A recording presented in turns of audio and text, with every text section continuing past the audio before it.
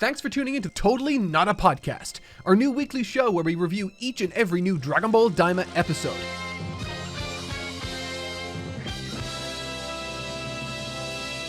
Welcome back to the podcast of the Totally Not variety. I can't believe how fast this week just went. What just happened? I feel like I blinked and suddenly it was Friday again. Yeah, I feel the opposite. This week has been long and grueling. Ugh, no.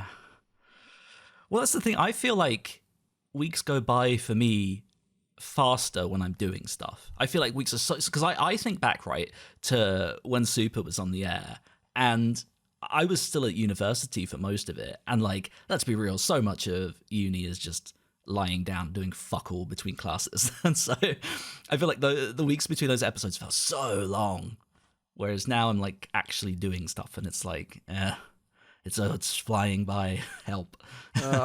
For me, it's the opposite. So if I'm doing something that involves a lot of, traveling and on like all that kind of stuff, yeah, I can kind of feel like it flies by. I don't know what it is though. I think it's because like every week I'm like doing a new video on like a different topic, but like the stuff for this week was just so like. We'll get it. We can discuss it at the end of the video or whatever. But like, it's just extremely just pedantic and just grueling. And I think it's like the worst part about it. The worst part about it by far is that it actually impacted my ability to enjoy this episode to some degree because my mind was still thinking about things for the video that's coming out tomorrow. So. Yeah. Damn, you tried to relax with Dragon Ball and got forced into work again. The pain. Dragon Ball is work. Well, I suppose, yeah, that's fair. Well, at least the audience now understands why you just can't do any kind of anime recreationally, because it's just like, I'm working again, help. literally, yeah. Well, let me ask just a very broad question from the start, because we had a lot of, I think, big expectations going into this episode based on some of the things we discussed we want from the show last week, and also from some of the exciting preview images. So let me ask this broad question. Was this the big Daima episode you wanted? Sort of. Not partially. Final answer. I'm gonna be less cowardly and just say probably not no. I will also say no, but it did give me aspects that I wanted, even if it wasn't all the way there. It had a lot, and so let's drill down deep into that then, because this episode does kick off with some pretty front-loaded information again, as Daima is very prone to do. Mm-hmm. But I think I think what maybe made me laugh the most is just how comedy loaded it is from the get-go. Like, not only is Goku wanted, but he has a bounty on him, like he is from One Piece. Oh, yeah. He's worth, what, like 10 gold coins, which I just thought was such a pitiful amount. How much did they have to give again for their life? What was that? Was it 3 or was it 9? I think it was just 3. It'll be interesting to see if this like notoriety will like translate over to like the Tamagamis when he eventually encounters them. Will they recognize them through some database, or will that have any correlation at all? I'll be interesting to see if that'll be a thing that'll happen. But yeah, because that's partly why I brought it up, because obviously like it's funny to have a bounty like that, but it also makes me wonder, like, will there be any kind of battles based off of this bounty? It could. I mean, like, it depends on how wild you want me to get with the kind of like premise of like sucking people's years off their life to like facilitate something. So like, I mean, it could be a thing where like a big bad guy is like running low on energy, and so he just uses life force energy then to kind of like reinvigorate himself, so to speak. I don't know if that's going to be a thing, but it could be. After that fun bounty revelation, we then get more incredible comedy with Goku, who, bless him, he's almost like a little wingman for his little homie Shin. It's just like, look at this guy.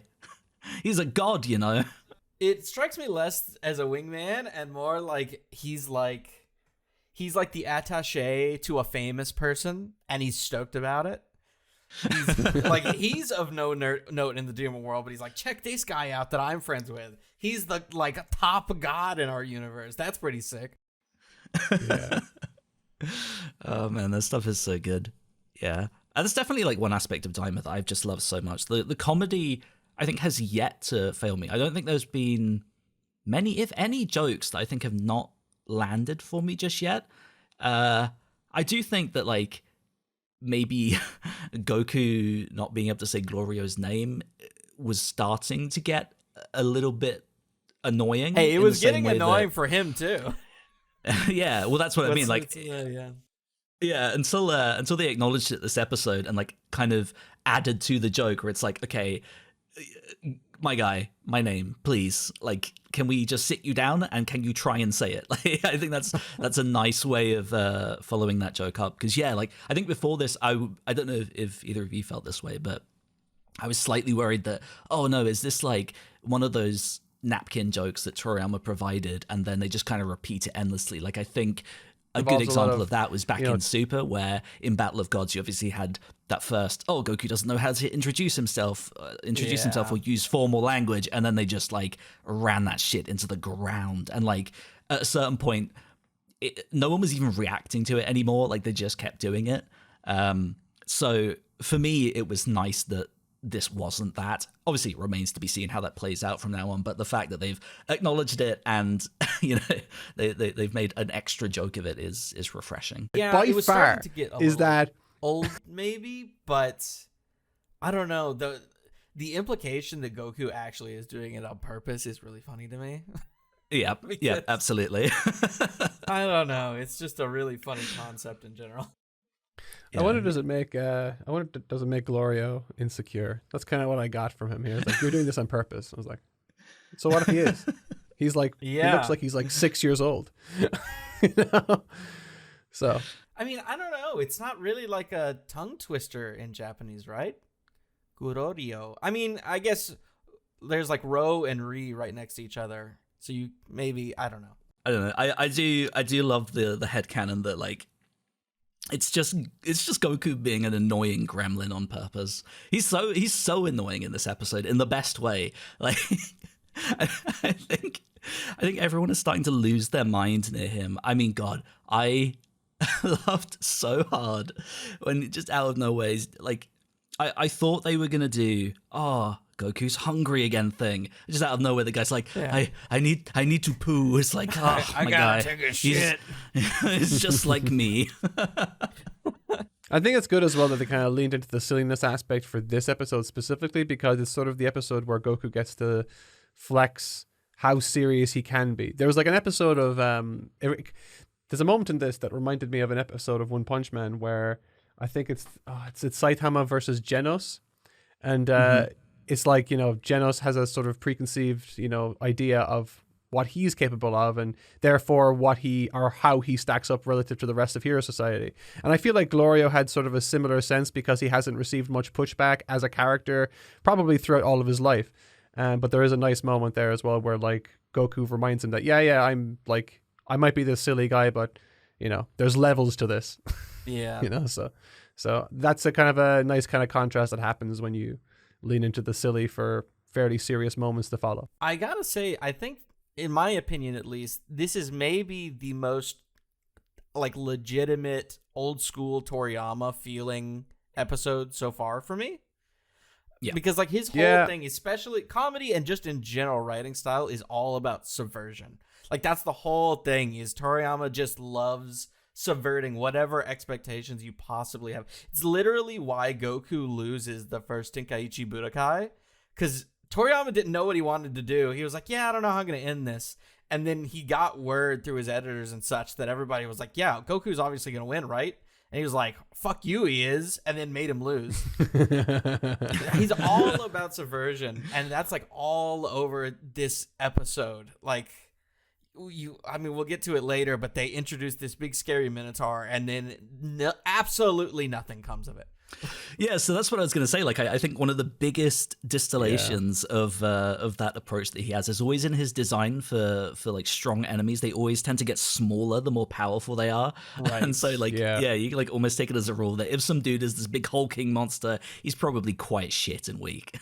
Yeah, you saw it at the I think you saw that in episode 3 when he was fighting with the burgers and all that kind of stuff. You had this big massive guy Yeah, the burly looking down guy. on Goku. Yeah, it's just it's the exact same thing you saw with like early Dragon Ball as well, with like characters like Bacterian and all that kind of stuff with Krillin. And it's just you love having big hulking guys, and the contrast there being Goku small and diminutive but actually the strongest one. So With the poo joke, I did really enjoy the like perplexingly well animated toilet roll throw that we get. Yeah, You can't really capture it in a still, but it is animated so incredibly well. There's so much like impact and hold and like slow motion for this stupid ass getting pelted in the face with some toilet paper. Yeah, all the comedy in this was so well done. And did he return with that toilet paper? I feel like he didn't. He used the whole thing. Yeah, I feel like that's funny on itself. In fact, the fact that he just didn't return with any toilet paper, which is just weird. You know, like what the hell was he doing? So yeah. I mean, the amount of food that man seems to fit in him, that does not surprise me. Super Saiyan shit, yeah. Yeah, no, all that stuff was really well animated. I also really liked when he was just waddling over there. Like, if I'm remembering correctly, he had like his arms stretched out like legs again, just like, yep, here I go. Yeah. Switching gears to something a little bit more serious.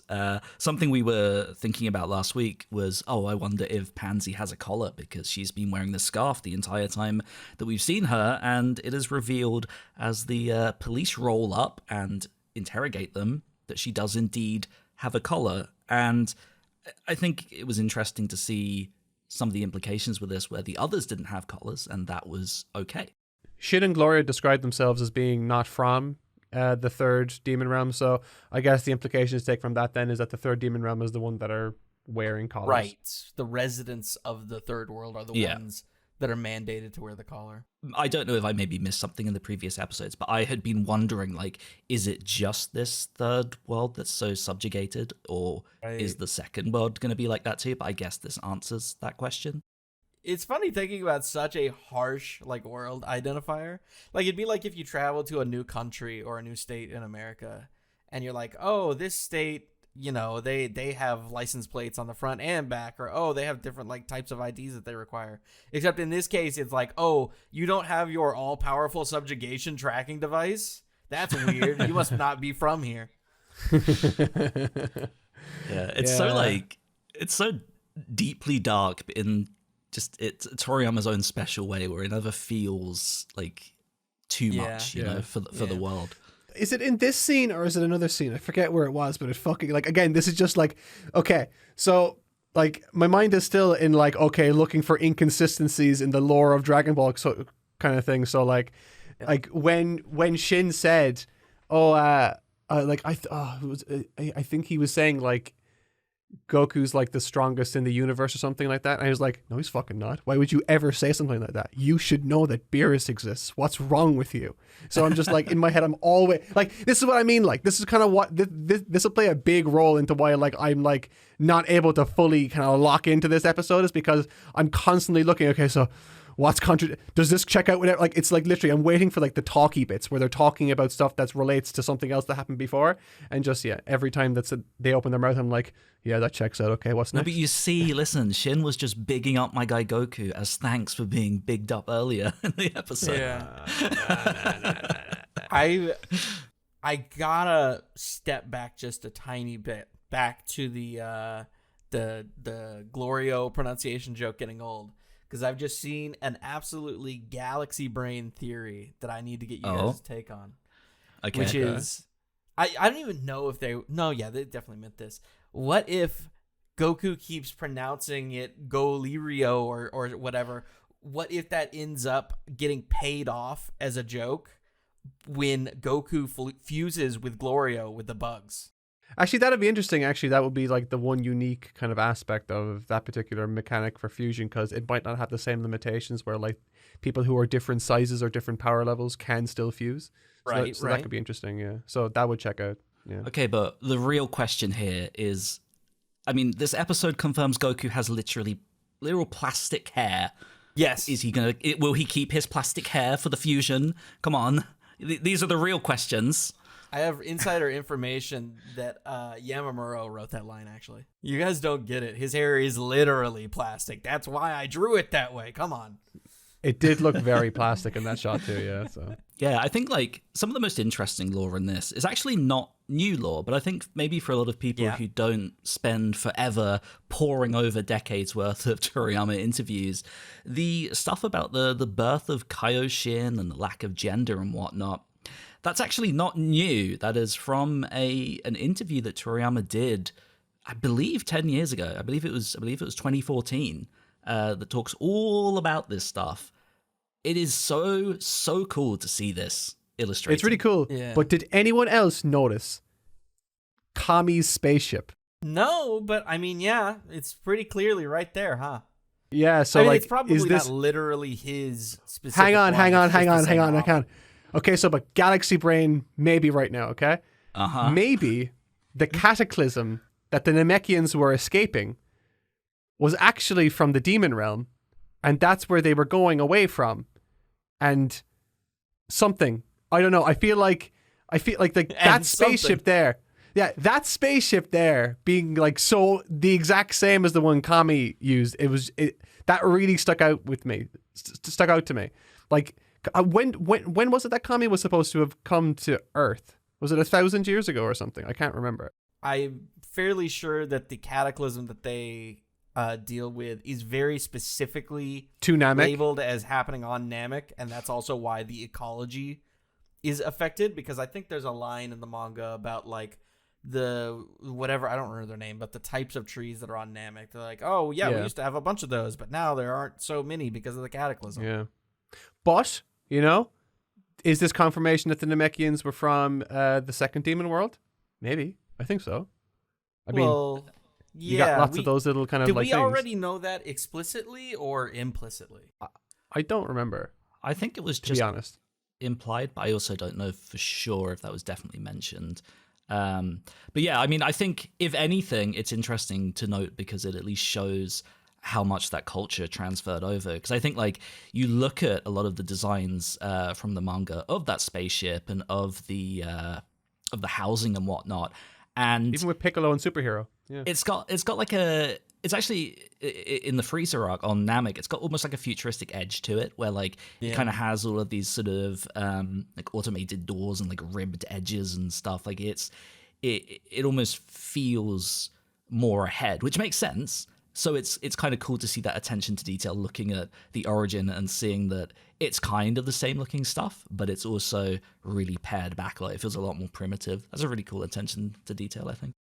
The interesting thing with this bit, with the like now depicted origins of the Kaioshin, is not only did he say this in this interview that we've pasted here, he said it multiple times. It's like one of the few things that Toriyama seems totally locked on for is this idea that the Kaioshin are like little like nut creatures that grow on trees. I always thought it was like an onion. At least 2, maybe 3 different times in interviews across the years where it's come up, and every single time with very little variance, he's like, "Oh yeah, they grow like nuts from trees." It's sick. I don't know why he's so locked on for it, but he clearly is. Yeah, he must like the idea. I think it's like they don't look like nuts from trees in this. They look like growths that are coming out of onions. Like those don't look like trees. They look like big onions to me. What about the top? That's clearly tree-esque. Right, but like, okay, if you squint, like it doesn't look like that doesn't look like the trunk of a tree to me. It looks like an onion. Yeah, well, it's like obviously meant to be like an onion tree type looking thing, right? Well, onions are roots, you know. So you're a root. Okay. Wow, got him. No coming back from that. I do also like that this kind of like accidentally retroactively recontextualizes the fact that old Kaioshin heard about the Dragon Balls and was like, oh, it's those goddamn Namekians again.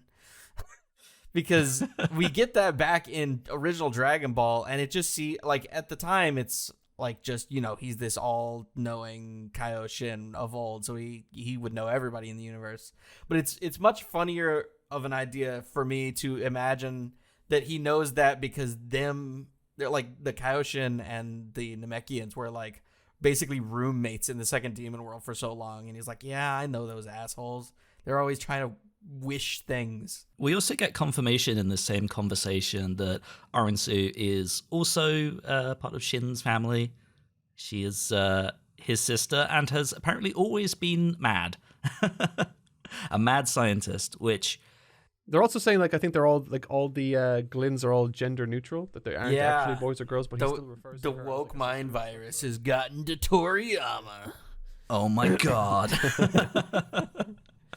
Yeah, it was funny the way it's worded too, because they're whoever said it is like, oh yeah, she's a chick, right? And Shin is like, well, we don't really have gender, but also yes, she has always been crazy. Yeah, they just seem to vibe with however they want to present as, which is that's cool. Yeah. We don't have gender, but some of us do have tits.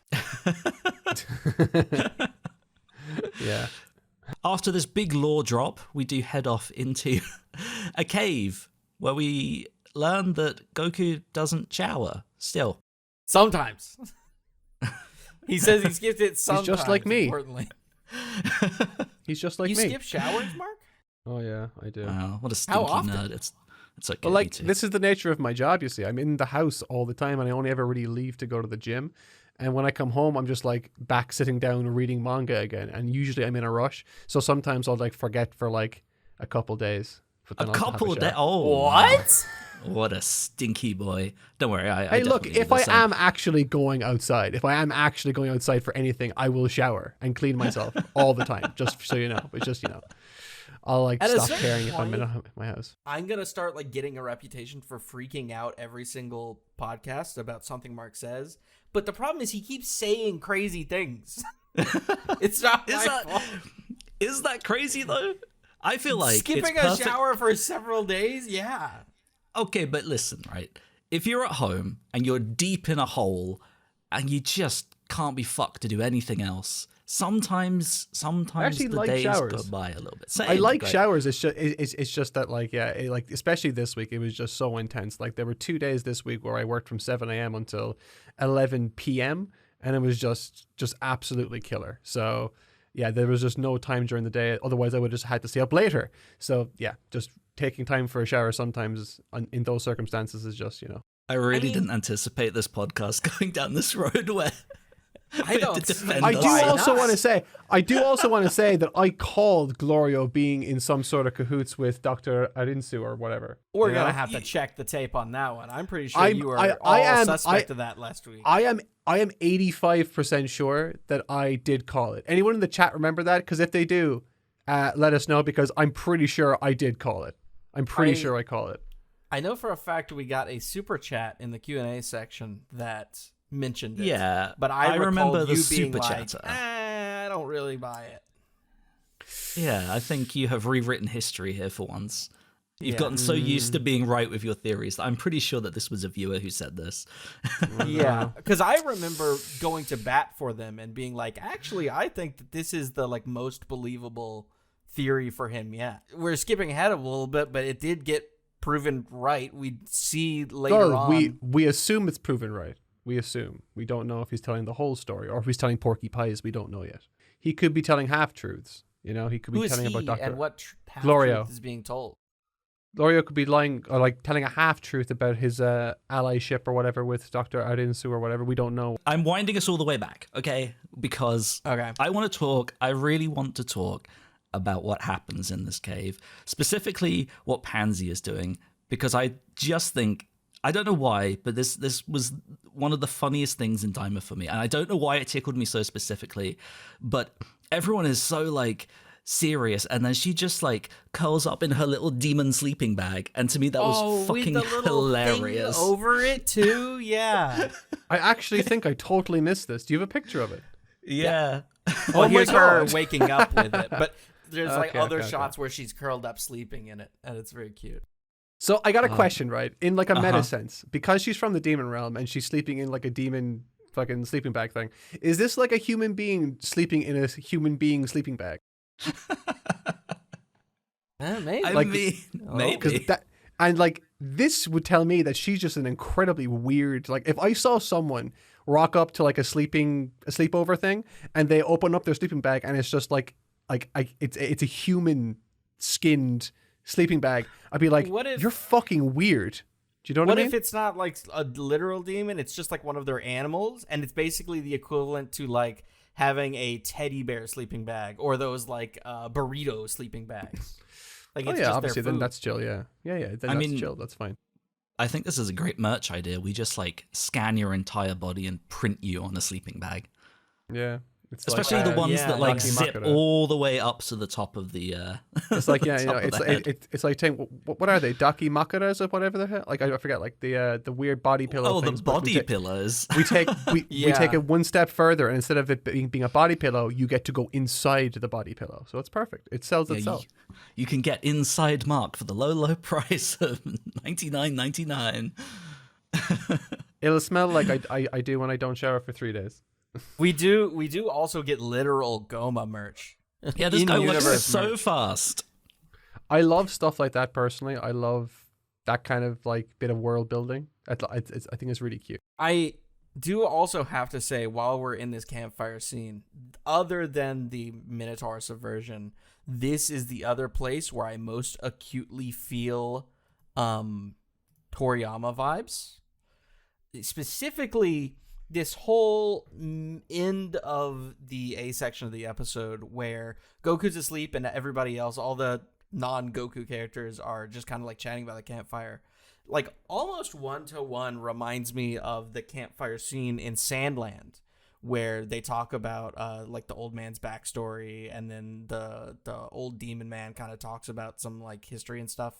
I don't know, I get like identical vibes here, and it seems like it's kind of also doing the same thing where we start to get a reveal on like Glorio's nefarious or whatever is going on with Dr. Aransu. I don't know, the whole thing is just super duper Sandland to me. I don't know if it struck you guys Yeah. that way too. Well, like this shot specifically, whenever I look at a shot that kind of has all the characters sitting around but surrounded by their own things, it's sort of an opportunity for like a bit of character work. So like obviously Goku is panned out, sleeping, super relaxed, surrounded by his comforts and all that kind of stuff. So that's whatever. That's obviously that establishes what we're supposed to look at then with everyone else. And like I remember when they were in episode 3 and Gloria was asking Shin if he wanted anything from the bar. Did Shin just say a drink? I'm pretty sure he said just a drink. Yeah, and look, and right there, it looks like he just has water again. I wonder if everyone from universe or from the second demon realm only drinks water. They because say that as would be- much in this episode. That everyone from the second demon realm only drinks water. Or They say the was it Kaioshin at least. I can't remember if it was this episode or one of the previous ones, but I know for a fact there's a line that's like, "Oh, that explains, Shin, why you only ever drink water and don't really ever eat anything." Okay. That's this episode where he explains to Goku that he's essentially a plant. And I'm That's pretty sure right. it's Yeah, Goku it was who's in like, that section. Yeah. Oh, okay, Yeah. so like it's like the Glins are plants and the and the Namekians are slugs. That like okay. Yeah. Oh my It's just god! And the slugs eat the plants. Maybe there's bad Exactly. blood. Maybe there's bad blood. So this is fun. But I think Shin clarifies that he's not literally a plant. If I recall, the dialogue is like Goku is saying like, "So you're basically a plant?" He's like, "Well, no, but I do drink water." yeah, like I just find it interesting because like the shot's very obviously it's nicely composed and it's that's all great. But yeah, you get them, you have them surrounded by stuff like you have Pansy and she always keeps her sword in her backpack close by just in case, and like you have then Glorio, like I don't know, he has some kind of flask, I don't know what he's drinking, but like it like all like the shot itself is great, but it's also surrounded by little pieces of storytelling that if you do want to pause, there's stuff there for you to notice and recognize and read into to sort of enrich your experience. So I think this, for me, this kind of stuff is by far the best part about this show, is that there's so much attention to detail that like, it's not like it's obviously it's not rushed. And so people have gone back, added little details, little touches, little kind of like narrative and, artistic flourishes to enrich the experience for anyone that does want to take the time to pause and maybe read into something a bit more. Yeah, never has Goku being a fat fuck been so perfectly conveyed on screen. It's the second time this series he's been pregnant on screen. Yeah, they really like You pregnant Goku and Daima. Yeah. Jesus Christ. Do we want to revisit the RNC revelation, or are we happy to move on? It seems confirmed to me. I don't think that he's like there's a subversion or anything, because he's not talking to anybody. It's not presented like he could be lying. He's in a candid. I don't think he's lying. I think he's only revealing the information that he's comfortable with revealing. And, but he's not revealing. He's having a secret conversation with Arinsu on the phone. Well, so here's how I read this episode, okay? So, yes, we get the reveal that he's definitely talking to Arinsu and is in leagues with her in some way. But in the earlier portion of the episode, where they specifically say that, some of these Kaioshin aren't great people, and, Kaioshin's joking like, oh, it's not my fault. There is a cut to Glorio sort of glaring a bit as though there is something to it. And again, with his reaction to that skull and the scarf in the last episode, it kind of makes me wonder if maybe he is some kind of like double agent thing going on, like if there is something going on there and they slighted him in some way in the past, and I wonder part if of he some kind is of game. Glenn himself. That's kind of been my curiosity. He could also just be kind of like reading into like he could be reading whatever Shin is saying as a sort of like pseudo racist almost. So like he could be it could be any of the above, really. There's a lot of there's a lot to it that could be said, that might not be being said. So I think like that's definitely the strongest narrative hook that the story has this far, of just like what's the deal with this guy, and it's kind of like slowly unveiling that. But what facilitates the big part of this episode is this Minotaur arriving, which is so good, so Toriyama, so funny. It was very early Dragon Ball. This this feels like it could slot in the first 2 arcs of the show. Just to be clear, kind of speak for Americans real quick. You guys pronounce it Minotaur? No, Minotaur.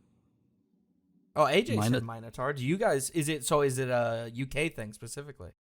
Minotaur is how I have always said it. I can look up the British Minotaur pronunciation on here and I'm not saying you're wrong. I'm my culture knowledge is expanding. I'm learning a new pronunciation.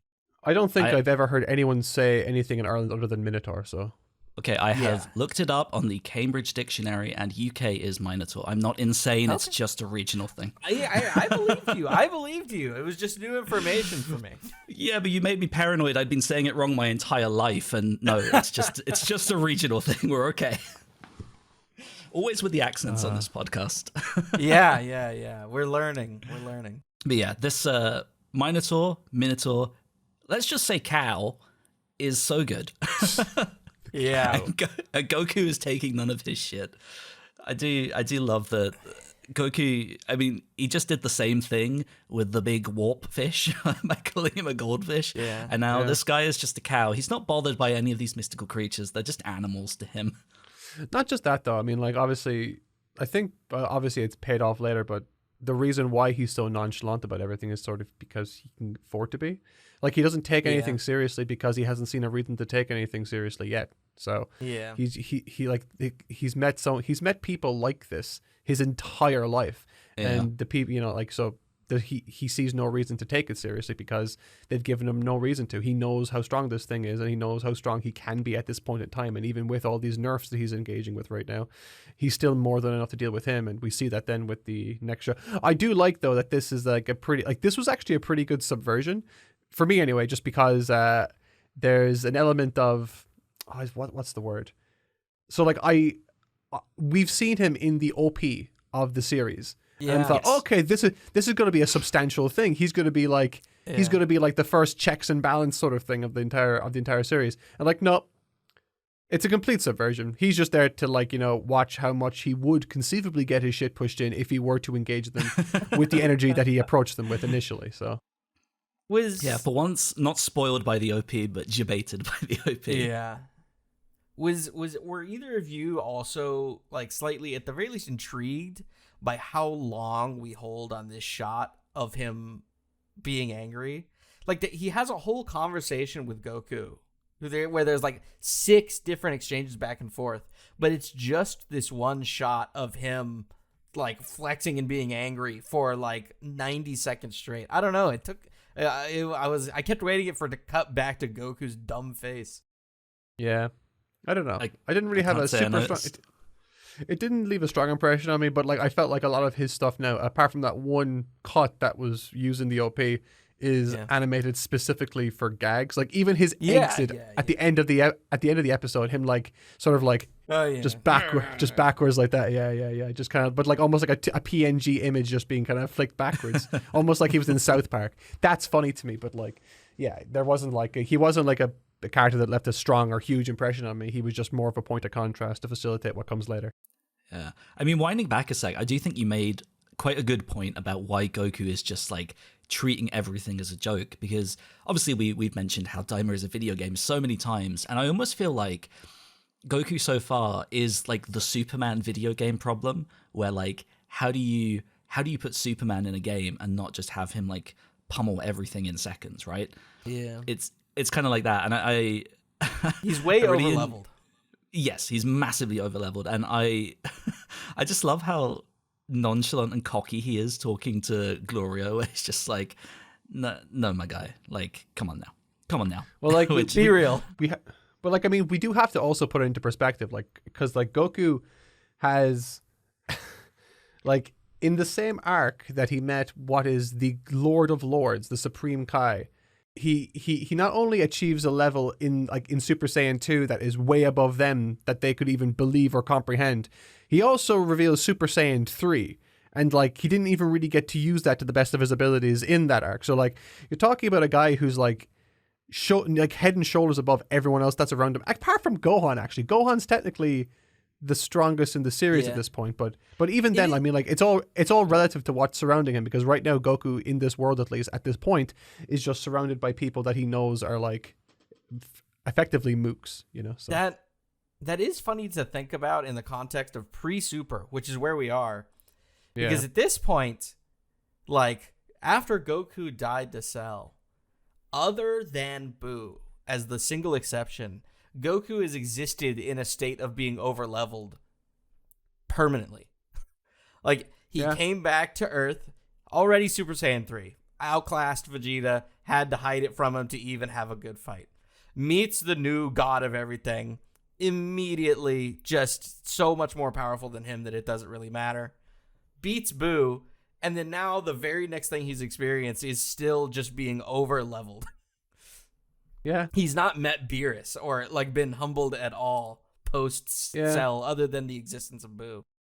Yeah. I'd like to see him actually start to get a bit frustrated, because like that's kind of what Goku lives for. He doesn't like being the strongest. He likes finding people that can prove to him that he isn't the strongest. I think he's just I'd like to see him sort of express like an antsiness now, just to kind of like find a proper real challenge, so that you're waiting for the Waku Waku moment. So the big talking point of the episode, Goku versus Glorio. What do we think? Okay, so like as a story, this is Glorio kind of like really coming to grips with what Goku is made of. What I think is the most interesting thing about this isn't actually what happens in this episode. It's what happens in this episode paired with the energy that Glorio initially introduced himself with to Goku. Like, it seemed like when Glorio arrived on Earth in episode 2 to collect Goku or whatever, or at the beginning of episode 3, really, this conversation took place that I'm talking about. He seems to explain that he needs help, or that they need Goku or something like that. He needs someone to help him. And the implication there being that he isn't enough he isn't enough to achieve what he needs to do. But in this episode, it sort of feels like Glorio's surprised that Goku is all that and more. And so it's almost as if Glorio didn't actually anticipate or confirm or really fully believe that Goku was as strong as he hoped or should have hoped that he was, which then tells me that whatever reason that Glorio outlined to bring Goku into his ranks wasn't real. So yeah, like I think like this is the episode where he became a believer, when in reality, if what he was saying in episode 3 was honest, he should have been a believer all the way back then. He was definitely very, very surprised. Tells you a lot about like the world as well, because like Glorio must be very much a person that is never really challenged. So Yeah, the one thing that this fight aims to do, and succeeds to do, to be clear, is like establishes or reveals Glorio as significantly more like formidable than we may have kind of assumed, just because I don't know. Like, I think he was about as great as I expected him to be, just because he's any kind of battle or any kind of confrontation he's ever been in. Not only has he been ultra calm, but he's also never even shown that he's even tried, but still managed to fuck people up, you know? right, but he's only ever really fought like mooks at this point. Yeah, absolutely. And yeah. But yeah. this is basically the first time that we have seen like a even slightly impressive show of strength from the demon realm. Like, Yeah, like for we me, have not really fought anyone strong yet. So him being stronger than literally anybody we've seen in the demon world so far was like an interesting surprise. Yeah, but he was surprised as well. Yeah, but he was surprised as well, which kind of tells me that like he must be really the upper echelon of, there of that entire region, like he was surprised at Goku's strength? Yeah, it's weird for him to be surprised at Goku's strength when in reality he should have expected it, if that's what he's counting on, which it doesn't seem like he actually is. This is what that tells me. Because like the whole point of him recruiting Goku was that he was supposed to be relying on him having this strength. But it seems like the impetus for this battle was that he didn't actually believe that he did have that strength. yeah, I think like for me what this episode seemed to do for Glorio was less about like how strong he is or whatever, but more sort of introducing how he fights, really. Because so far, yes, we've seen him fight, but it's mostly just been him running and throwing a gun and like punching a guy in a bar. I think it was quite cool to see, this guy's got like magic, which is incredibly sick. I mean, he pulled out a whip at one point, a magic whip. That was cool. Like, yeah, there was a lot going on. This episode was actually. Yeah. This episode exists for one strategic reason, and that is establishing his Sparking Zero moveset for the development team. I saw that comment too, yeah. That's what it is. That's what this is. Yeah. They're like, shit, we need a moveset. These guys are already developing this character. In this early episode, let's go ahead and get that out of the way. They could work on that, and then we're good. I do also, talking about, especially the beginning of this fight, I really enjoy Goku, like, freezing himself. Yep. Where he's like, I'm going to fight you with one hand, which is, like, literally something that Frieza does. I don't think he's ever done something like that to someone else. Doesn't Frieza do two hands? Yeah, Frieza does both his hands behind his back, but it's like the only time we've ever seen something like that in Dragon Ball, I think. I don't think Goku, other than here, has ever done something like that, right? Other than like fighting with weighted clothes on, obviously. One thing that this animated sequence did like make me thankful for more than I already was the Nyoibo, the power pole thing, because there were certain instances, specifically this exchange here where he kind of like limited himself to just one arm. I really felt the stumpy limbs impeded the ability of like the animators to do kind of things that, I don't know. I felt like they would have been better served if the limbs were longer. It's just, it felt quite stumpy. But then as soon as he took out the power pole, it was like, oh, okay, it's all fixed. It's whatever. I liked a lot of the like melee animation here. I thought it looked really cool. Yeah, no, I thought it looked cool, yeah. I liked it too. But yeah, I think it's a good point about him like using, limiting himself with his hand behind his back. I don't know if it's just me, but that kind of it seems more like the thing that adult Goku would do, and I know we were concerned, like, Yeah. oh, will Goku feel like his adult self at all? And to me, that feels like the kind of, fully adult mentor Goku, come at me, whatever, hand behind my back, I am the mature master, Yeah. So that was nice. We did, Mark, as an update to an earlier talking point back in like the third episode of the podcast, we did get even more of the quote unquote like Goku theme, which That right, I didn't okay. notice. yeah, even more now. This has not only been established every single time it's been used as the Goku theme. It's specifically Goku When he's getting more is power. getting serious. Goku Waku Waku as a piece of music. Did it show up when he was basically achieving Super Saiyan again? Yes, it showed up when after Shin starts to get a bit sus of Glorio. It's like, hey, Goku, I need you to take this seriously and figure out how strong he is. I'm sus. Goku's like, okay, and then the Goku Waku Waku music starts playing, and he does this really sick transformation, which, I mean, what did you guys think about that? It's our first. Well, like, product. That was so cool. I thought this transformation looked really cool. Like the kind of like blur effect then, like for the, the focus on the camera and all that kind of stuff. It adds a nice bit of three-dimensionality. But it is really, I didn't notice that about the Goku theme, but it is nice that like my initial theory of like this being a theme that kind of like props up whenever Goku taps into more of his power set that he lost when he became a kid. So that is kind of cool to me. I like that a lot. Yeah, I think like this transformation scene, an aspect of it that I quite liked is that I think quite often, in fact, almost all the time when Goku turns Super Saiyan, it's like flash and the gold hair is there. Whereas in this, it was like he was powering up, his hair went up, and then the color black slowly faded away into gold. I don't know if have we seen something quite like that before, such a gradual change like that. I thought that was a really interesting shift. Probably the closest I can think of visually would be like Gohan at the 25th Tenkaichi Budokai? That one, it kind of like lights on fire. It kind of like sparks and kind of like it slowly fades into it. Like you can kind of get a little bit of a close up with that. Maybe Vegeta, his first time doing it. Yeah. I would say at least what immediately springs to my mind, the two closest examples, there's a bit in DBS Broly where we get a pretty slow color transition. And there's also the bit where Goku goes Super Saiyan against Jiro and 19, where it's obviously not literally like this, but it's like the most like detail we get instead of like slowly transitioning into Super Saiyan.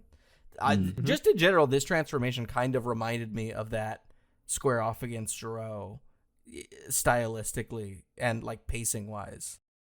Yeah, I feel like that kind of makes sense too with the whole Jiro one because Goku was sort of like tapped out at that moment. Yeah, and like I feel like this, and I feel like the implication with this particular transformation is that Goku too is like testing to see if he actually still has it in the tank, if he's gotten like a hang of this body well enough that he can actually pull off this transformation. So I feel like he's kind of slowly kind of like slipping into it, and I think that kind of like gradual shift in tone for his hair is like appropriate as well. I also really liked the sort of visual idea where there's a close-up on his eyes, and as the crack passes over his eyes, it turns into the Super Saiyan blue, green, teal color. Yeah. I thought that was pretty cool. I think that is the thing that was most unique to me about this transformation is there's been a few times where we see like the hue of the hair change slowly in some form or another. Maybe not exactly like this, but this was the first time, at least in my memory, that like the black pupils stay black so far into the transformation. That was the bit that's like visually quite stark for me. It's not something I'd ever really seen, I don't think. Yeah, it was a very slow, gradual transformation, to be fair. It was cool though. I really liked it. Yeah, it's I think this might be my favorite. Or I'll have to see it again, but in terms of like visual presentation, like this is up there as some of the best transformations that I've seen out of Dragon Ball. Yeah, it was really cool. I think one thing that I definitely had to do was sort of readjust my expectations for the fight, because I first watched this live and then watched it sub later, and I think when I watched it live, because I'd kind of gone in thinking, oh, this will be like the first big, massive clash. When it wasn't that, I was almost sort of disappointed in a way. But then, watching it back, and I'm like, okay, well now I know that it's just a training thing, and Goku's not even going all out. Like I definitely enjoyed it more because the pacing of the fight and the way that it's put together is very intentional in that way. It's never, it obviously has its decent moments, but it's more like Goku sort of tests the waters a little bit, then backs off and watches almost like he doesn't want to do anything too crazy. So I thought they tread a fine line between like going, balls to the walls action and actually respecting what it is narratively. Yeah. I think I think you hit the nail on the head. So I think if anyone felt like they were expecting more from this, and I as I said at the start of this actual stream, I confess, I was like, I did think that this, this wasn't what I thought it was going to be or what I hoped it would be. But it makes sense that it's not, because what makes a great fight scene isn't simply the fighting and the animation. There needs to be a narrative story, like a story reason for the fight to take place. Like a fight for fighting's sake can be compelling and great, but it's not going to be like the culmination of the Tournament of Power where you have episodes 30 and 130 and 131 back to back that are just lighting the world on fire. Like part of why that was so successful is because there was all that narrative build up and it was doing a lot of heavy lifting. That's what gives us the tension that makes those like hype animation moments mean so much. And so I feel like I should have seen I should have checked expectations for this, because we are, again, still quite early on in the story that this TV show is trying to tell.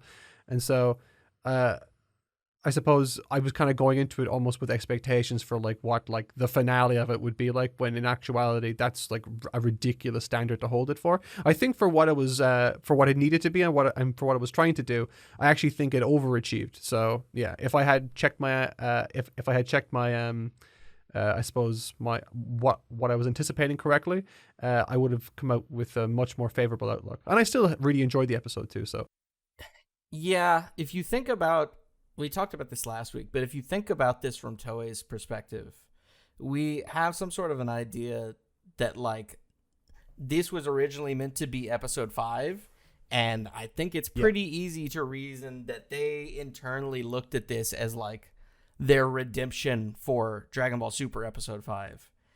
And like obviously these are very different production environments, and that's why they look different. But if it's easy to get to wade so deep in the waters of a show with a good production like Daima that you forget that it constantly looks so good, and you have to really cast your mind back to like, remember what Super looked like. I mean, obviously Super had an awful production, but even if you think of a lot of other more regular anime, you compare its like first proper scuffle fight sequence early on with this, and it's like, oh wow, we really have come a long way. This fight looks so good, so polished, so visually interesting. It's a big difference once you reprogram your brain from being used to Daima. This applies to all of early Daima, but obviously this episode as well. I think it's good to reflect on that now famous The Office quote, which is like, I don't know how specifically it goes, but it's something along the lines of like, I wish we knew we were in the good times, like when they were happening. Oh, the good old days. Yeah, we're there. We are watching not only Toriyama's last project that he like seemingly really, really threw his whole ussy into, but like this thing has been in the oven forever and looks great. And it's just important to stop and like close your eyes and smell the roses. Which absolutely. And the thing is, like, it'll only be getting better and better and building more and more week to week. Each and every episode is filled to the brim with so much insight and unique sort of consequence and color and texture for the story, that by the time we are halfway to 3/4 of the way through this tale, like we'll be like, oh my god, we've got to get to the fucking next episode, because again, like they're really kind of like setting the table here in a very meticulous and deliberate way. And I'm very curious to see what that looks like for a Dragon Ball story, because I don't think we've ever gotten that. Yeah, you think back to Super. which obviously there are things that are cool about Super. There are things that really didn't go well about Super. It's contentious. It depends on who you ask. But I think most people would agree, Super, at the very least, not an exemplary series. But even with that, after Super, a year afterwards, everybody was like, man, I really missed the days where Super was airing. That was so much fun. Now, imagine forward a year from now. Think about how much we're going to miss being in the times where Daima's airing a year from now. Yeah, I will always miss the community experience of watching a Dragon Ball show week to week. I'm not someone who theory crafts that much, but it's nice like seeing people theory crafting in my own animation circle. It's fun to, think about, how will this episode look and who did this, and well, the animation scenes is in that way. Like it's always a great community experience. But yeah, I think like for me with Daima, and we've gone over this so many times at this point that I'm not going to sit here and yap about pacing over and over again. But I will always be very acutely aware that we're in such like a limited run episode, and Yeah. I'm so scared that when we do get to the point that it's kicked into gear and we're like so invested and hyped by everything that There won't be a lot left. it will suddenly end, and I'm like, I'm so sad. Because this is the kind of world and the kind of show where you kind of just want it to go on for a really long time and just explore every nook and cranny, and I really want it to use its runtime to the best of its ability. Because like this episode ends with the Earth Gang crashing their ship, and it's like, well, we've ended 3 episodes out of 6 with a ship being either stolen or damaged or like impeding the progress in some way. When I said that this introduced something I was happy with, it is of course the Glorio and Aransu reveal stuff. Like we've kind of got like a good hook there, and when we look at the NEP, we can see a Tamagami off in the distance. It's like, okay, there's our goal. How's that going to go down? Like it's finally, at least to me, sort of built some anticipation for what's to come in like in a reasonable way. Like this fucking shot here has got me hyped for next week. No joke. Now, more than I was for last week.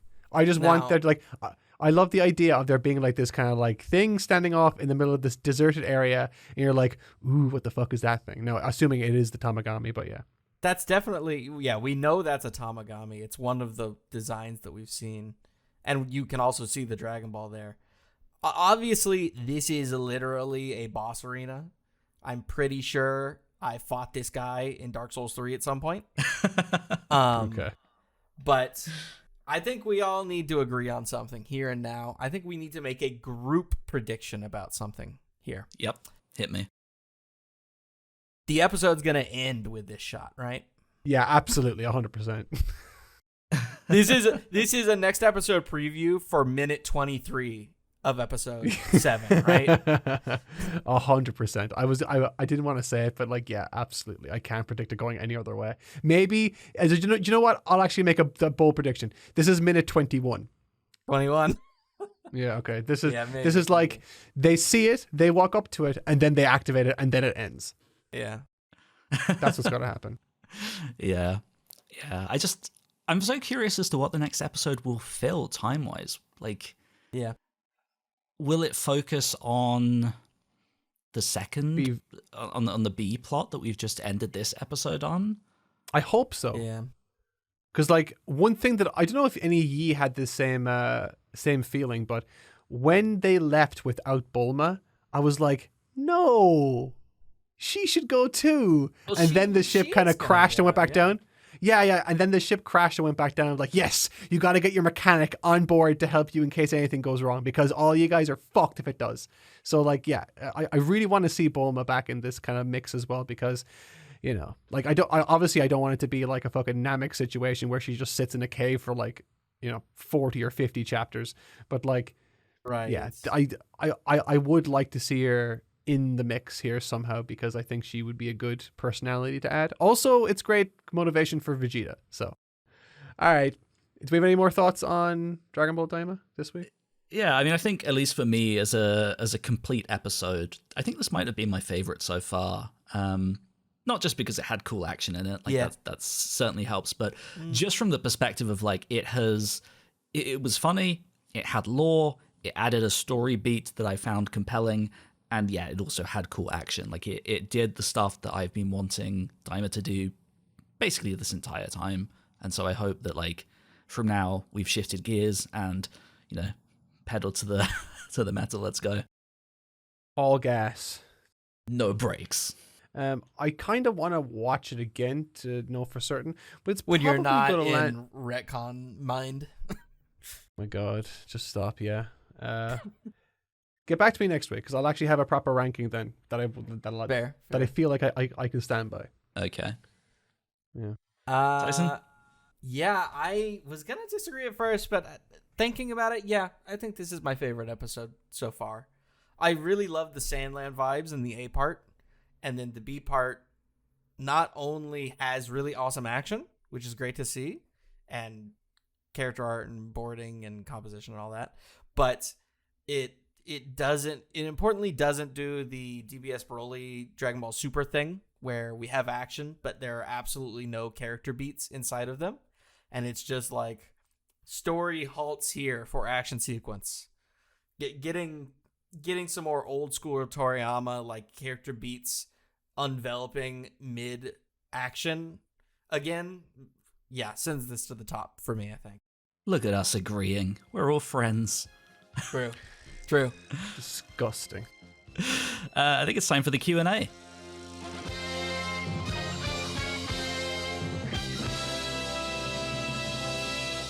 From Joshua Miraz. Why doesn't anyone use the Namekian Dragon Balls? Like I can okay, so in like a meta sense, it's probably because the story needs to happen this way. But if you want to try to, there's probably a way you could rationalize it. I mean, Goku could make contact with King Kai somehow, but I'm not sure how he could, because he can't use instant transmission right now. That's my assumption. I don't know. I had a question though about the Namekian Dragon Balls and also Daima's placement. Is this how soon after the Buu arc is this? Is it 4 months? Yeah, Roughly. Because the Namekian Dragon Balls get used in the Buu arc, right? And they take 130 days to be able to be used again, right? were all the wishes used? Pretty sure. Yeah. Yes. Yeah, because the final wish was restore my key. Okay. So are they not just on cooldown? What's 100 and something days Oh, yeah. to months? They would be on cooldown then. 130 days in months is 4 and a bit months. The way the Namekian Dragon Balls work is that if they have 3 wishes and they only use 1, then the cooldown is only 4 months.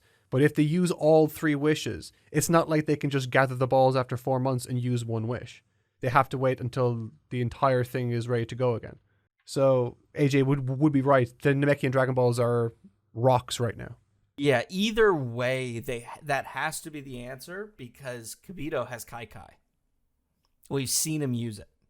True. Even as a child. Yep. So it has to be they are like canonically on cooldown, which is true. Yeah.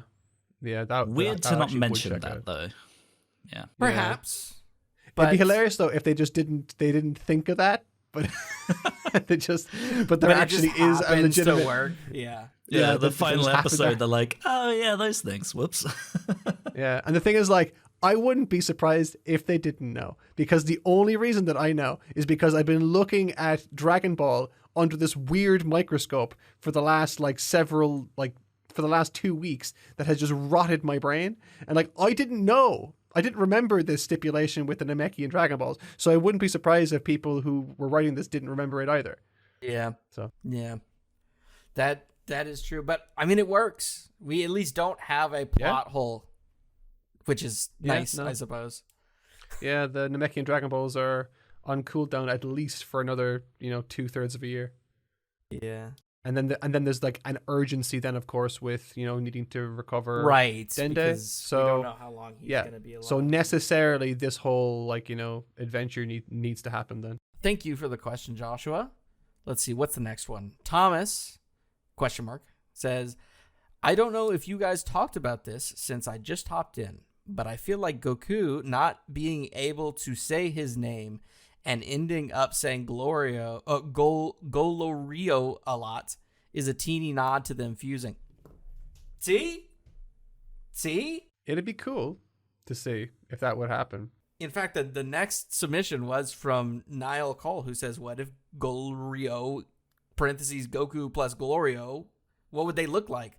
I think everybody's in agreement. This is the most galaxy brain thought. This is our next Dr. R and Sue prediction, right? If I were to guess what he'd look like, he'd have to keep his white hair. I feel like that would be a missed opportunity if they didn't keep the white hair. And it's just like Ultra Instinct. I don't know. Well, I was thinking more like Zamasu, but okay. Well, but it's Goku, right? He's one of the people fusing. Yeah.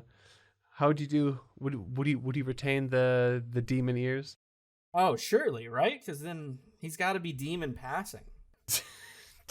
Otherwise, he's gonna get pulled over by the police. Oh gosh. All of a sudden, I hate this idea. I don't see what the problem is. I think everything that I've said so far tracks pretty well, frankly. I would like the first Tamagami fight to be the first big wake-up call that Goku gets, or that the gang gets. Oh shit, this isn't actually going to be as easy as we thought it was going to be. So. Yeah, Goku has to hit that level cap at some point, right?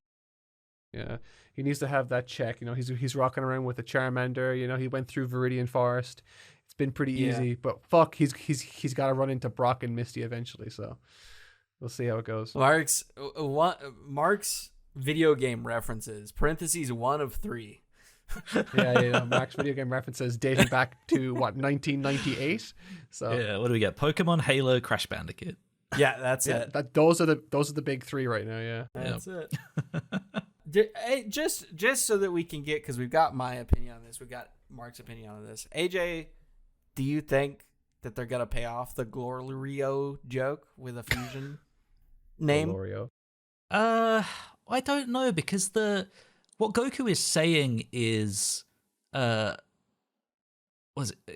Goliro, Goliro, which is different to Goli. What would it be if you actually merged Goku and Glorio's name? Golorio. Yeah, Golorio, which is different. But is Goku reliably saying the exact same wrong name every time? So the subs think he isn't, but as someone who has seen the scripts, he is saying the same thing over and over again, and I don't know why they keep getting that wrong in the subs. It's been annoying me every week. But yes, he is saying the same thing. He is saying literally the same thing every time, and they're just tripping about it? Yeah. That is classic. Mark's this week has learned the lesson that you cannot trust any translation. Let's see here. What do we got next? Joshua Miraz, who says, "Who the most handsome? Also, Mark, change your hoodie." He did change the hoodie already. You accidentally did that for him. Yeah, why'd you not like the hoodie? I like the hoodie. Haven't you worn this every single stream? This is really leaning into the shower gag. The not showering thing, yeah. No. I've got a pile of hoodies over there. There's a white one, a blue one, a fucking red one. So yeah, I got a yellow one as well. You can go back. To be honest, I'm not certain that we talked long enough about the shower thing, because I don't know. It just seems really concerning to me. I work from home. I live a sedentary life. I get every once in a while I'll miss one day. But to ever miss 2 days of showering... Nah. I know exactly what this will sound like, because I would give person shit for if they said this. But this is the truth. My brothers, they smell really bad if they don't shower. But I don't actually... And this is my wife talking. This is my past partners talking. This is my mother talking. This is anyone talking. I don't actually sweat that much. And so it doesn't actually manifest into a bad smell. So that's pretty much my excuse, but yeah. Mm-hmm. Also, the first part of their message was, who the most handsome? Is that in the show or amongst the 3 of us? Gloria would be the most handsome in the show. The most handsome? Pansy even calls him handsome this episode. That's true. That's true. However, I think you guys are misunderstanding how much Goku nails the female gaze. Obviously, as an adult specifically. Yeah, but right now he's 6, so we're not going to do that one, okay? Yeah, but he's not always 6. That's kind of an important... But he is currently. So? But he's who's the most handsome? like I would imagine that being like in the present tense is like implying now, right? Either way, the answer is me. Moving on. You? The answer is you. You're the most Yeah. handsome. Okay. You don't even come on camera. That's because if I did, I would make you two look so bad. Oh, I see. Always I has our failed best to interest in consider the benevolent angle. mind. Yeah. And that one's See, frankly on us, Mark, I feel like. Yeah, I was gonna say I'm so good like that. I'm so kind. He is. He Yep. is kind. This is number one defining trait. Storm Driven 37. What if Glorio is one of Arensu's experiments? Oh, shit. Oh, that's kind of big brain. Oh, Oh, that would actually that's be gotta really be cool. it, right? Shit. Shit. Yeah, what if she Jeez, yeah. grew him? Yeah, because they talked about her being a mad scientist and like experiments and all sorts of stuff like that like a million times. But how would that play into the fact that he's clearly from the third demon realm? He's not, though. But like he knows his way around there all the time. Well, yeah, he clearly gets around, but because he also speaks a lot about the second demon world as well as the first. Every time they've talked about his origin, the phrasing has always very specifically been like, "You seem like you're from the third world based upon how you're talking."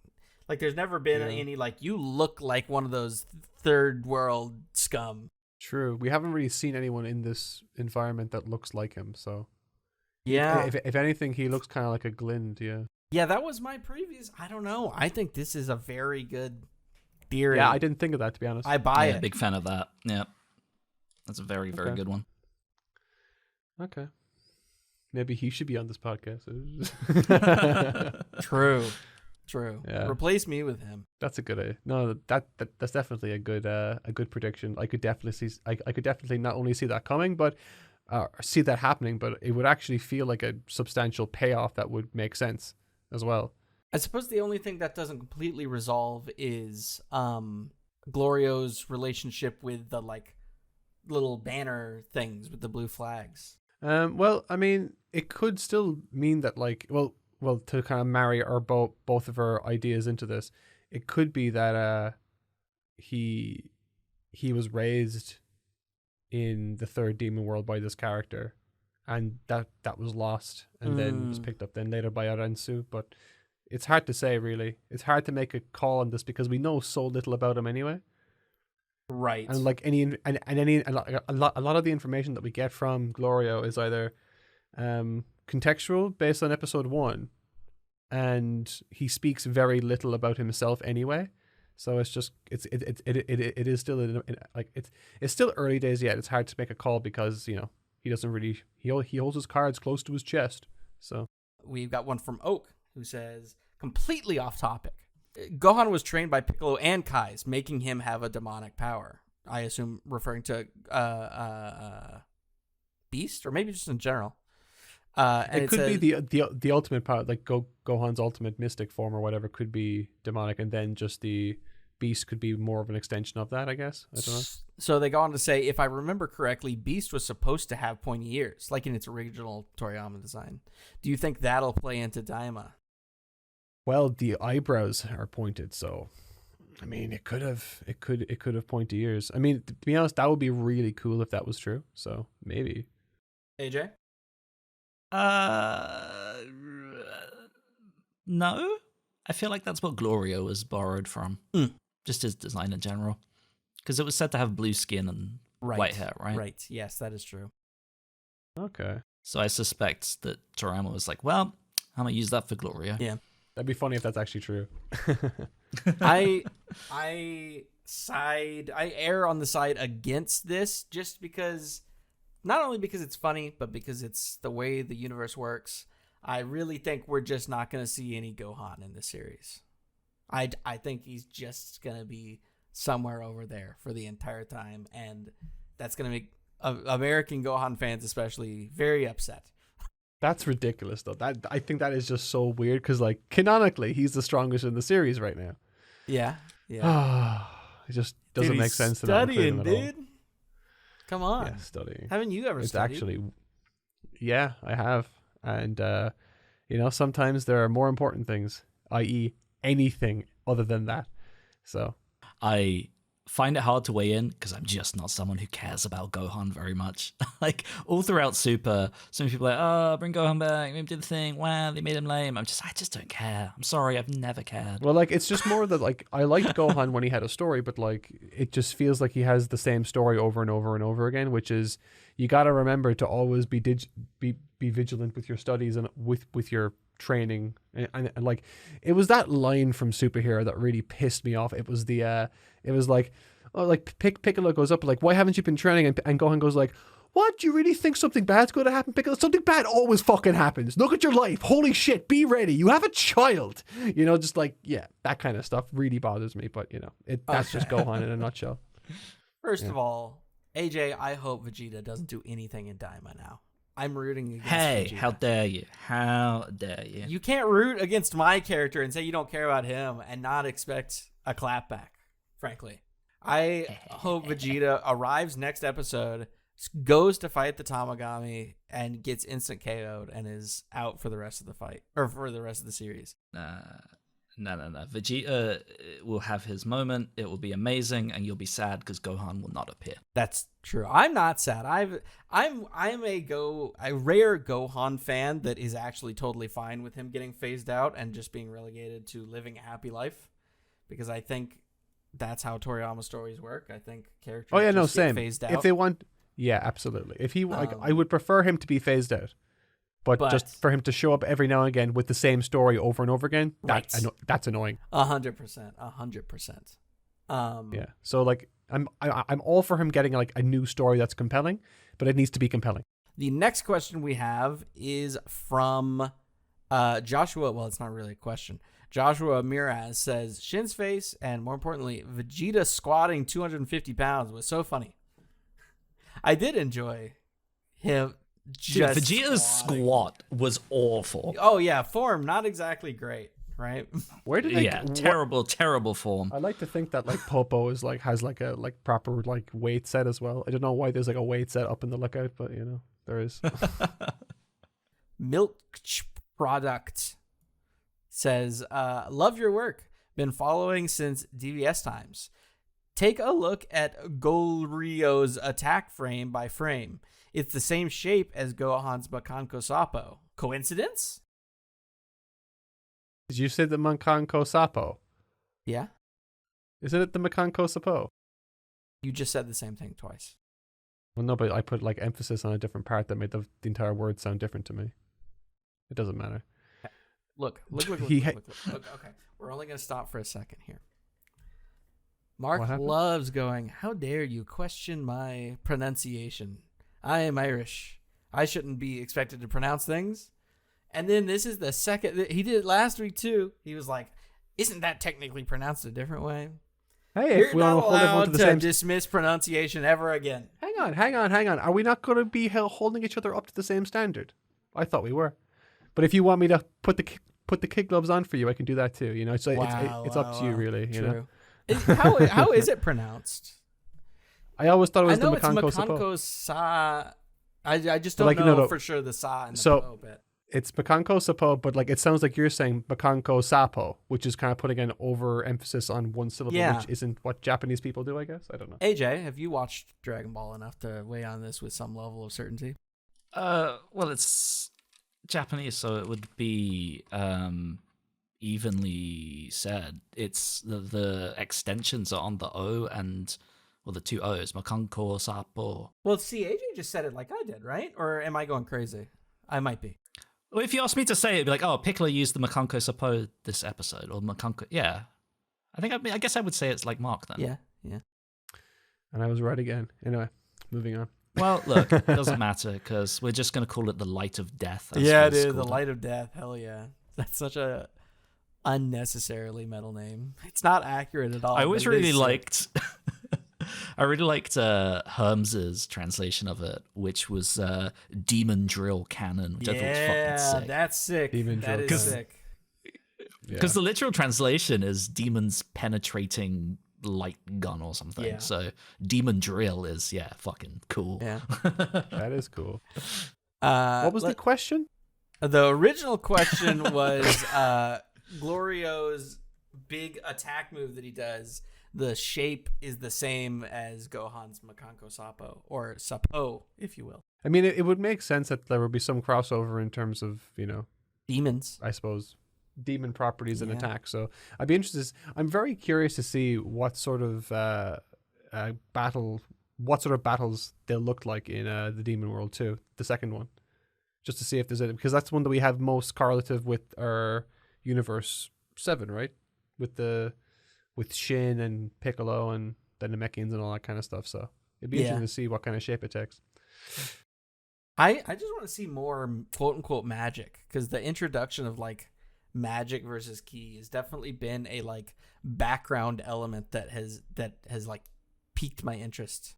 What do we got next? Oh, Oak. Thoughts on the episodes being titled one word only? What was the title of this episode? Was it Lightning? Lightning. It feels weird to me to just have these one-word episodes. Like, I don't know, man. If this was classic Dragon Ball or even Super, it would be like fucking Goku goes Super Saiyan against Glorio and wins the battle. Yeah. Oh man. Yeah, just a massive spoiler. I think there's a lot of people that are very nostalgic for those types of episode titles. Maybe not a lot of dub fans, because obviously Funimation never really did that.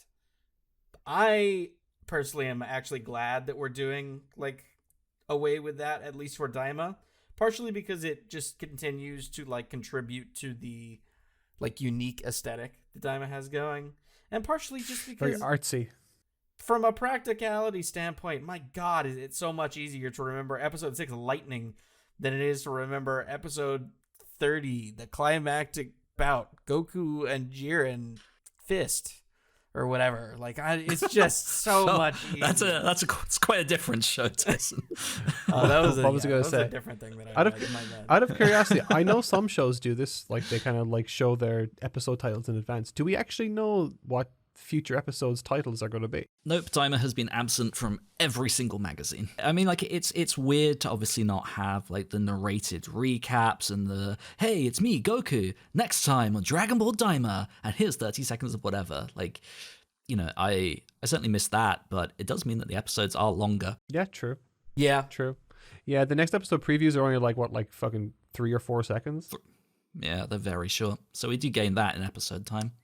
I appreciate them not just from a easy to remember standpoint, but from a more legitimate perspective. I do appreciate getting to watch Daima more spoiler free than I ever was afforded with Super, where like not even just with the episode titles, but like the next episode previews would be like, next episode, Goku has a new form called Ultra Instinct, and it's like, okay, got it. Yeah. Duly noted. So I appreciate getting to wonder what happens next episode versus kind of the old NEP approach, which was, here's the next episode in 90-second form. Yeah, true. We're almost out of questions here. We've got 2 left. One from Hugo Welty. I'm not sure if it's the same in the manga, but in the anime, they show Goku taking baths more than a few times. Yeah, dude, even Bulma washes him. He gets a deluxe Bulma wash for free, as she points out. One can only assume though that his like the majority of his showers before the actual series started were like from like a lake or a river. So yeah, he was probably used to just like naturally washing by fishing. When he fishes, right? I'm trying to think back. I'm pretty sure he does say in that first or second chapter, I think chapter 2, that he's never heard of a bath. So it had to have been just incidental before meeting Bulma, right? Canonically, we call pre-Bulma Goku Mark. Pre-Bulma Goku Mark. Fine. Okay, I'll take it. Oh my God. What does that leave us with? That only leaves us with one. Hank Weiner. Hank Weiner, presumably that I'm getting that right. Wiener. Says, Hank see, Wiener. that's what I read it as first, but it's very specifically Weiner. I hope the reason Shin/Kibito refuse is because there aren't enough seats on the plane back to Earth. Oh my God. That would be so funny if that's true. That would be so good. Oh, That's huge, brain. I really I hope would love that. too. That would be so funny. Jesus Christ. I mean, of course, if we're gonna poke a hole in it, the problem is that like they could then just do that and then get back to Earth and have Boo re-defuse them. But God, would that be a funny capper at the end of the series? It would be funny. And you could also explain it away by just saying that Boo fell asleep for, I don't know, 3.5 years. Yeah, There you go. Super did love to put him to sleep for some reason, other than they couldn't figure out how to write him. Yeah. That's what happens when you put like a magical genie blob monster in there that can do anything. Yeah, Boo just refuses the second time. They didn't taste good the first time. Yeah, imagine, Jesus Christ. No, I'm all for that happening. Yeah. I think that's a great idea. It's as a well, good gag. It feels very Toriyama. great gag, very organic. Yeah, I could Toriyama, see that. yeah. I could see it happen. Well, that's it. That's all the questions we've got. It's time to wrap up the pod / not a pod. Yeah, absolutely. Thank you very much for coming and joining us today. It was episode 6 of Dragon Ball Daima. I just find it very funny that like this episode arguably had like the least to talk about, and I think this might be our longest podcast yet. I always go on to these things thinking like, oh, we'll just try to make it an hour because I'm just so fucking tired. But yeah, Every it's okay. week. We're here. Long podcast, but I hope it was fun to listen to. Yeah, I think we were really positive this week for the most part, which is, it was fun, refreshing. You were, Very though. excited to see the future of Daima. But yeah, I think that's probably it for now, and we will see you next week, where for once, I think we basically have like no idea what's going to happen. I want to see a it should Tamagami. be- That's what I should want be to exciting. All right. Peace out, guys. Thank you very much for joining us. Love you all. Bye, gang.